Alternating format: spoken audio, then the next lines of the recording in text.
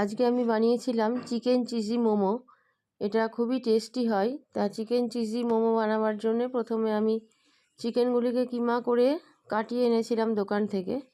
তারপরে এর মধ্যে একে একে লবণ, পেঁয়াজ কুচি, ধনেপাতা কুচি, একটু সাদা তেল আর দিয়েছি টমেটো সস। আর মশলার মধ্যে একটু আদা আদা না রসুন আর লঙ্কা পেস্ট করে নিয়েছি। দিয়ে এবার সবগুলোকে দিয়ে একসাথে ভালো করে মেখে নিয়েছি। যেটা এবার ঝাল যে যেমন খাবে সেরম অনুযায়ী দেবেন। আমি এখানে ঝালটা খুব বেশি দিইনি, কারণ বাচ্চারা বেশি ঝাল খেতে পারে না।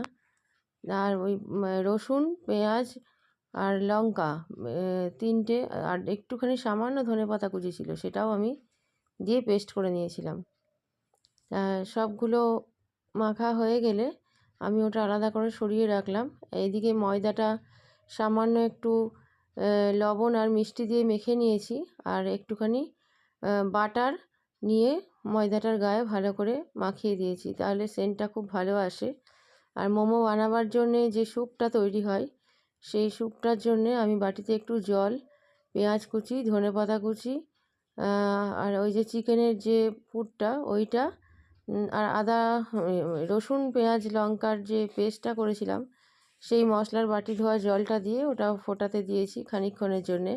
ওটা যত ফুটবে ততই ওর টেস্ট বাড়বে। এবার আমি মোমোগুলো বানিয়ে নিচ্ছি। তার জন্যে কতগুলো চিজ টুকরো করে ছোট ছোট করে কেটে নিয়েছি।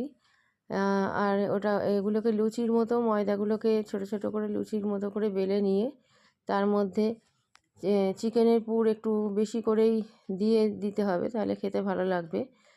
আর একটা করে চিজের টুকরো, একটা বা দুটো যে যেমন খেতে চায়, দিয়ে আমি মোমোগুলোকে ভাপিয়ে নিলাম ওই জলটার ওপরে দিয়ে।